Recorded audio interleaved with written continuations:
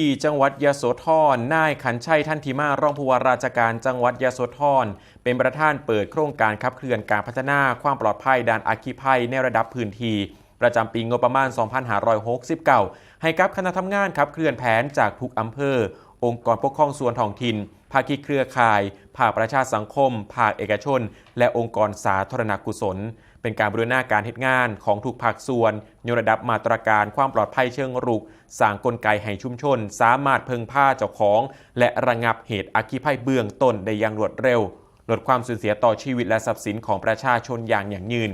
พร้อมกับการขับเคลื่อนตามแผนปฏิบัติการด้านความปลอดภัยด้านอัคคีภัยแห่งชาติพุทธศักราช 2566 ถึง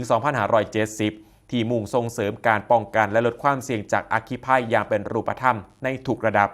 ภายในงานมีการบรรยายทิศทางการดำเนินงานด้านอัคคีภัยในระดับพื้นที่โดยภูมิในการศูนย์ป้องกันและบรรเทาสาธารณภัยเขต 11 อุบลราชธานีพร้อมจัดนิทรรศการให้ความรู้และการแข่งขันทักษะด้านอัคคีภัยทั้งการสวมใส่ชุดดับเพลิงการแลนสายทรงน้ำดับเพลิงและกิจกรรมวงล้อสามัคคีเพื่อเสริมสร้างความรู้ความพร้อมและการเฮ็ดงานเป็นทีมให้แก่ผู้ร่วมกิจกรรมครับ